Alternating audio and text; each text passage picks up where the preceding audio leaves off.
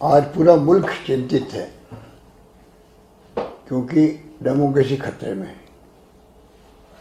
ये प्रोग्राम जो चलाया गया है स्पीक अप फॉर डेमोक्रेसी, इसके मायने हैं, इसका अपना संदेश है, उसको समझना पड़ेगा एक तरफ आम जनता को भी और दूसरी तरफ जो हुकूमत में उनको समझना पड़ेगा।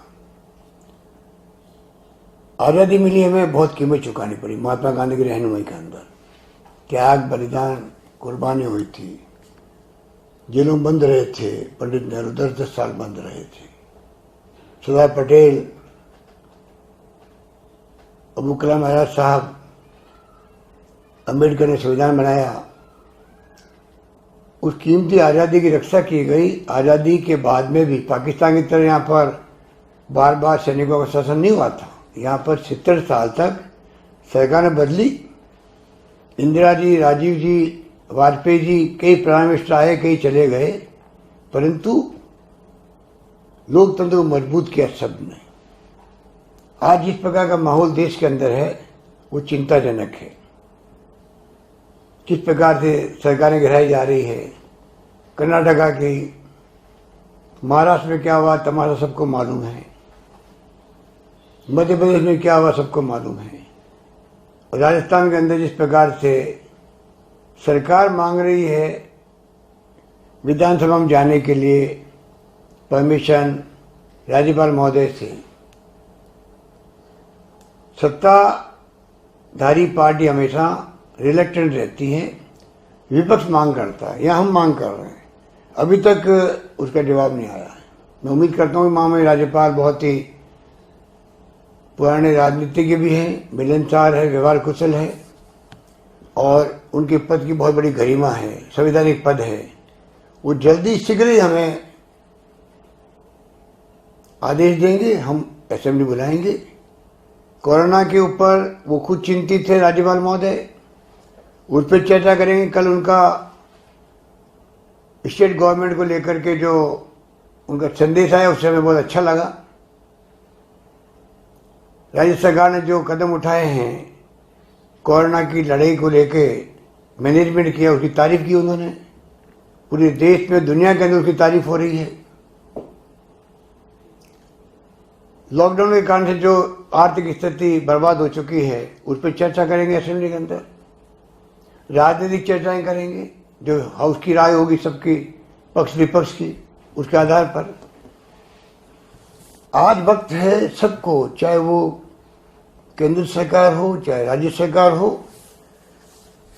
चाहे कोई राजनीतिक दल हो, तमाम पॉलिटिकल पार्टी को मिलकर के आम जनता का सहयोग लेकर के हमें कोरोना की जंग को जीतना है, जीवन बचाना है। हम सबका कर्तव्य है कि हम कैसे एक एक व्यक्ति का जीवन बचाएं। आज संख्या बढ़ती जा रही है पूरे मुल्क के अंदर, प्रदेश के अंदर, चिंता का विषय बना हुआ है। कैसे उनको रोका जाए, किस प्रकार, जिस प्रकार की व्यवस्था की गई उसको और मजबूत किया जाए, उसके ऊपर हम सब चिंतन करें, मनन करें। प्रधानमंत्री जी ने वीसी की थी, हमने खुल के विचार दिए थे हमारे अपने। एक माहौल बना देश के अंदर, केंद्रीय राज्य सरकारें मिलकर के काम कर रही है। और आज मैं कहना चाहूंगा कि मुझे दुख होता है कि कोरोना की जंग के अंदर भी, कोरोना महामारी भयंकर महामारी है, क्या रूप लेगी कोई नहीं कह सकता आने वाले वक्त के अंदर। उसके दरमियान में आप अगर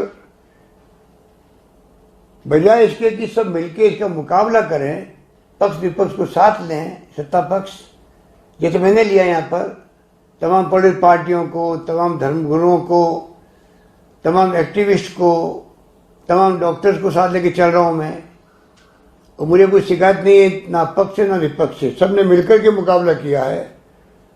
और इसी कारण तारीफ हुई पूरे देश, दुनिया के अंदर, राजस्थान की। तो मेरी समझ के परे कि भारतीय जनता पार्टी को क्या हो गया है। ऐसे वक्त में भी आप राजनीतिक गतिविधियां ऐसी करो जो डेमोक्रेसी के खिलाफ हो। आपने सरकार गिरा दी कर्नाटका की, कोरोना प्रारंभ हो चुका था तभी परवाह नहीं करी आपने। पूरा समय लगाया मध्य प्रदेश की सरकार गिराने के अंदर, उसमें आप कामयाब हो गए। कोरोना भी खत्म ही नहीं हुआ है, बढ़ रहा है। राजस्थान की तरफ आपने रुख कर लिया। हो क्या रहा देश के अंदर? पूरा देश चिंतित है, प्रदेश चिंतित है, विचलित है। और मैं उम्मीद करता हूं कि इस बात को समझेंगे। आजादी के बाद में 70 साल तक इंदिरा गांधी की जान चली गई, तो शहीद हो गए देश के लिए, देश की एकता के लिए, अखंडता के लिए। राजीव गांधी शहीद हो गए, कितने लोग कुर्बान हुए पंजाब के अंदर, आतंकवादी के शिकार हो गए। सरदार बहन सिंह जी शहीद हो गए, आतंकवाद को देश नाबूद कर दिया। उस सोच के साथ में 70 साल निकाले देश ने, और इसीलिए आज देश एकजुट है, एक है, अखंड है और लोकतंत्र मजबूत हुआ। इसीलिए नरेंद्र मोदी जी प्रधानमंत्री बन पाए हैं। ये समझना पड़ेगा। अगर लोकतंत्र मजबूत नहीं होता, पाकिस्तान के हालात होते, तो शायद नरेंद्र मोदी जी भी प्राइम मिनिस्टर नहीं बन पाते। उनको सोचना पड़ेगा, उनकी पार्टी को सोचना पड़ेगा कि चुनी सरकारों को गिराने का इरादा छोड़े, तब जाके लोकतंत्र मजबूत होगा। आने वाला इतिहास वरना माफ नहीं करेगा किसी को भी। जो गलती करेगा उसको गलती की कीमत चुकानी पड़ेगी।